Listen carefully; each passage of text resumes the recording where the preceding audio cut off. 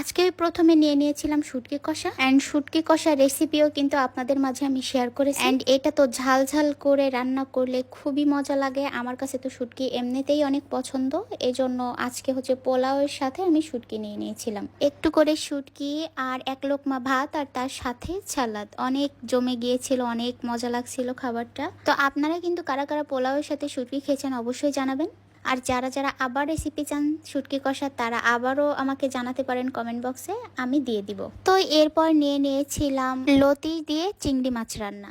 আলহামদুলিল্লাহ, এটাও খাইতে খুবই মজা ছিল, কারণ আমি সব কিছু রান্না করি মাখো মাখো ভাবে, কোনো কিছু ঝোল আমার তেমন একটা পছন্দ না। তারপর লতি চিংড়ি দিয়ে খাওয়া শেষ করে নিয়ে নিয়েছিলাম গরুর মাংস। অ্যান্ড গরুর মাংসটা কিন্তু আমি মুগের ডাল দিয়ে রান্না করেছিলাম। এটাও আলহামদুলিল্লাহ খুবই ভালো লাগছিল, টেস্টটা খুব ভালো হয়েছে, কারণ আমি তো আগেই বলেছি মাখো মাখো করে রান্না করলে এমনি আমার কাছে খুব ভালো লাগে। তো এটাই ছিল আজকের লাঞ্চ। তো কাদের কাদের ভিডিওটা ভালো লাগলো অবশ্যই কমেন্ট বক্সে জানাবেন। আল্লাহ হাফেজ।